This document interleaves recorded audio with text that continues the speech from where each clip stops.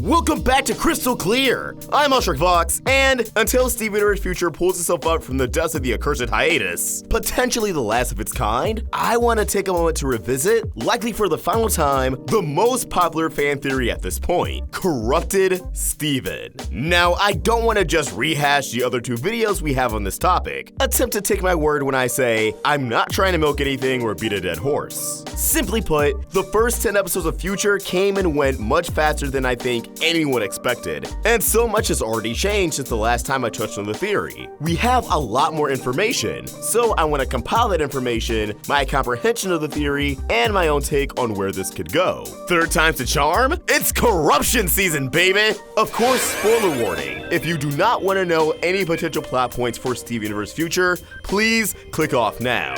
With all that said, let's dive in. Starting off with a quick refresher, where did Corrupted Steven even begin? Well, the original theory dates back to Novantium on Tumblr. Shortly after New York Comic Con, Novantium created a theory post that began to circulate, focusing on the worm-like monster who appears in the new opening sequence alongside the other antagonist, comparing the visual similarities of the beast to our protagonist, Steven, speculating that this could be Steven in a state akin to corruption, something that may serve as further elaboration on the concept of corruption, alongside any unanswered questions. After all, Future is an epilogue series that sets out to resolve any loose ends. We really don't fully understand corruption, and we never saw what corruption can do to a diamond or Steven, whose memory nightmare and change your mind did conclude with all three diamonds coming together, forming the corruption blast once more, but this time aimed at Steven himself. While the story of Future likely wasn't even written at this time, perhaps Sugar knew if there was a chance that there would be more to come, then it'd be worth sticking something in for later. Once Steven Universe Future got closer to our screens, we got a taste of what Steven's arc would be through a press release synopsis. Haunted by the past and lost in the present, Steven begins manifesting new uncontrollable powers that the crystal gems have never seen from him before. What does it all mean? And what does Steven want for his future?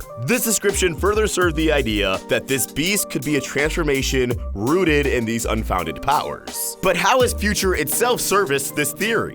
Well, Steven is absolutely going through the ringer in Future, as he's began to develop a new sense of dread. Hopeless as his purpose in life, helping others, begins to dwindle more and more. And nearly every single time Steven has attempted to fix a problem, it's either blown up in his face or has failed to be solved. Some problems didn't need fixing, as they weren't really a problem in the first place, such as Amethyst's Gem Human Excellence mentorship. Some problems can't be resolved, such as Pink Pearl or Volleyball's damaged eye, and Bluebird Azurite, a fusion of Aquamarine and Eyeball, who fused due to the mutual hatred in Steven. But what's hurt him the most is that his friends have began to resolve their own problems, whereas before his friends would be clueless, not necessarily turning to Steven for help, but allowing him to interject himself into their problems. That, in particular, was Steven's main way of helping, forcing his foot into the door and allowing him to work his literal magic from there. Well, you know, sci-fi gem powers, but you guys get the idea. Now, Steven's left in the dust and unsure of what to do with his future. And this internal conflict is causing his relationship with others to turn into an external conflict, as it's not only affected his mood and interactions, but his powers. Every time Steven feels extreme emotions, especially in relation to his mother or friends, and how those situations reflect himself, the feelings translate into powers beyond his control, even affecting his fusions. Though it's worth noting that Smoky Quartz's super speed was the only power so far with seemingly little to no reason for concern, likely because it was the only instance where these powers had assistance from a friend via Amethyst. These powers have brought a concerning and kind of scary change within Steven. Despite his pacifist nature, this pink-hued state has enabled him to go on the offensive, attacking others even if they welcome it, such as Jasper, allowing him to get lost in a fury of combos as he focuses everything he's got into harming others. However, at this current point in time, Steven appears to have some sort of control over his actions, using his shield to knock around Aquamarine and Eyeball, where, without that shield and mutual layer of protection, he could have easily used his fist, dealing a lot more damage than just a little push. When hearing of his mother's abuse towards Volleyball, Steven unleashed a very dangerous wail, one that not only shattered the ground beneath him, destroying a few objects nearby, but was heavily implied to be the exact same ability Volleyball herself just just spoke about, the reason why she was missing an eye in the first place. The same will that Steven's gem half unleashed after being removed from his organic body and chastised by White Diamond, who was still expecting Pink Diamond to reform. And that's the thing, why Steven's underlying and confused feelings for his mother still persist as a prominent force. As Volleyball revealed to Steven, Pearl, and the audience, Pink Diamond had destructive powers. Powers that are clearly out of control. Abilities that Pink Diamond repressed as she began to bottle up her emotions, keeping these powers a secret from even Pearl. But considering Pearl never learned of these powers despite serving Pink for thousands of years, and thus being present for Pink Diamond's interactions with the Diamonds, we're not really sure who's on the up and up. White Diamond might be aware for reasons I explained previously, but as far as we're concerned, Yellow and Blue Diamond may be in the dark as well. Now Steven is the one bottling up his emotions. However, unlike his mother, he's unable to repress these Pink powers. And I think it's worth mentioning that there is a missing piece of Pink Diamond's powers that we never got confirmation on that would certainly be classified as destructive. Her elemental ability. Blue Diamond has water, Yellow Diamond has electricity, White Diamond has light itself. But what about Pink? Well, Pink and Red gems do seem to have fire abilities. Gems that would have been created by Pink Diamond, as Blue gems display water and ice abilities, but Garnet's able to conduct electricity, and we do know that one proper Garnet is under Yellow Diamond's court, Hetsonite, who is a canon character, just in extended media, but beyond that we also have gem destabilizers, which functions much like Yellow Diamond's predominant ability, poofing gems in an instant, and we've had ominous foreshadowing that slowly paid off. Aquamarine demanding Steven to bubble his friends, destroy his home, and to burn Little Homeworld to the ground. The first two events coming to fruition, with Steven forming a diamond dome around his friends, and Cactus Steven destroying his home, creating a giant hole, something that was still a result of Steven bottling up his emotions and pouring everything out to this poor cactus. So Steven being responsible for the destruction of Little Homeworld by burning it to the ground with uncontrollable fire powers? Not only does that seem like it's in the cards, but this worm-like beast, or Wormy Boy, does look like he could also be a dragon. There is a shoulder or general limb-like area that is so ever so slightly visible before the character turns in the opening. Considering the narrative has yet to even dig into Steven's powers, I do place my doubts that we've seen the last of them. And here's some more food for thought. We're still not sure exactly what destroyed Homeworld. We can assume it was due to overexhaustion of the resources and colonization, but even the one defunct colony we did see, alongside the projection of what a colonized Earth would have looked like, none of them are in the condition Homeworld is in,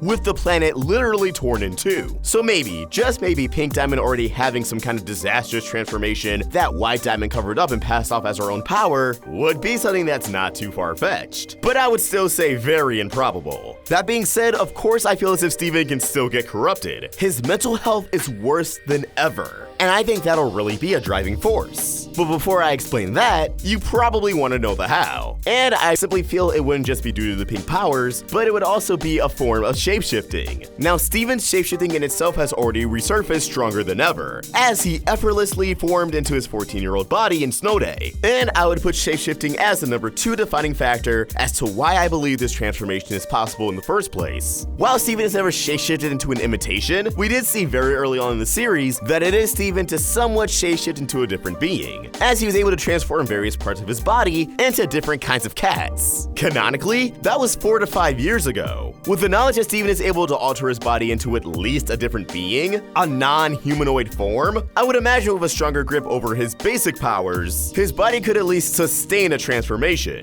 But as more and more of his diamond abilities are labeled as uncontrollable, it's the mental grip that would grow out of control. And this is where I want to touch on what corruption would truly mean. Most people argue Steven can't be corrupted, not just because he's half human, which the shapeshifting ability covers, but also the circumstances and scenario. Corruption was a result of Yellow, Blue, and White Diamond combining their powers together with the intent of destroying the Crystal Gem Rebellion. It's assumed due to the lack of Pink Diamond, or because Pink put up a rose quartz shield, that the initial effects of the blast were diluted, and that although the blast didn't fracture a gem's body or gemstone, it still fractured their mind, causing them to take the form of an animalistic beast. And on that note, we've seen that when corrupted, certain gems take the form of certain beasts. Nephrites transform into elongated, acid-spewing centipede beetles. Quartz soldiers, particularly jaspers, become this giant white and wolf-like creature with horns. You can't forget horns. So in a scenario where a diamond gets corrupted corrupted, I imagine they would take a gigantic yet prestigious form. And if they're gonna transform into any kind of animalistic beast, you bet your ass it'd be a dragon, with the many elongated horns that this creature possesses. A detail that many people have associated with rose thorns. You see where I'm going with this? Corruption, more than anything, has been described as a tear to the mind, an issue with mental health more than anything.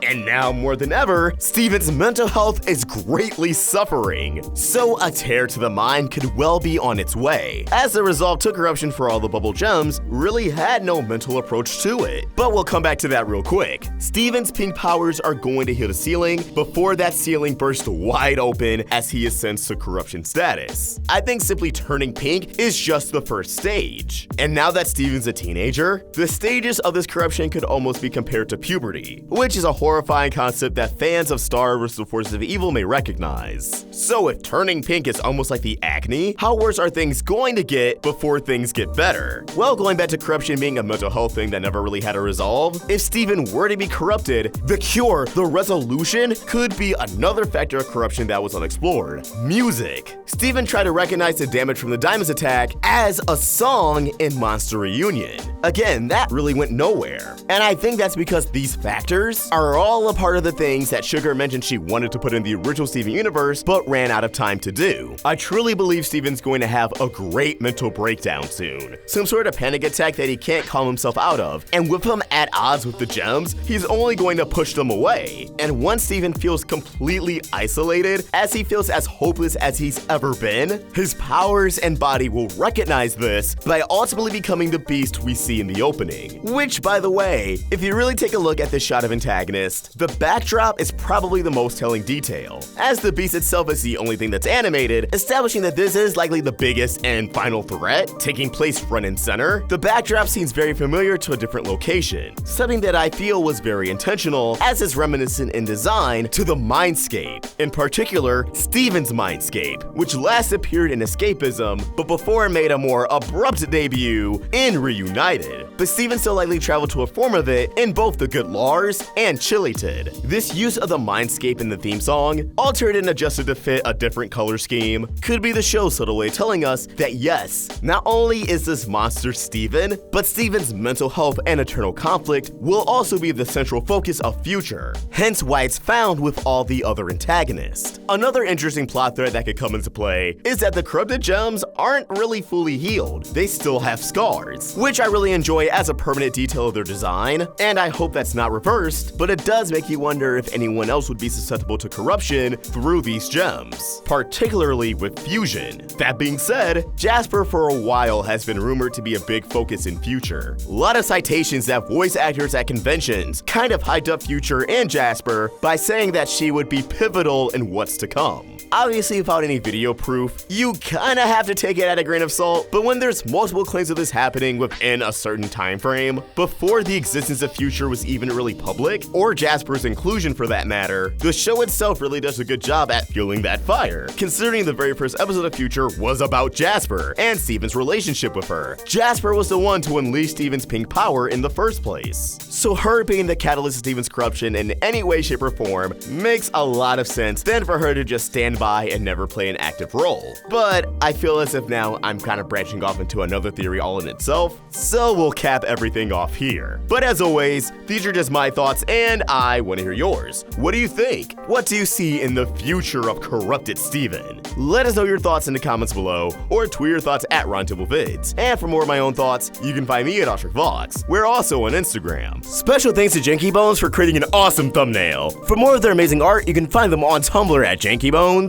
Twitter and Instagram at BoneJanky, and subscribe to their YouTube channel. Link in the description. Help Roundtable grow by either becoming a member of this channel or supporting us over at Patreon. Link in the description. If you enjoyed this video, please sort of like and subscribe to the Roundtable for more great cartoon content. Thank you for watching, and I hope you have an awesome day. OstricVlogs, signing out.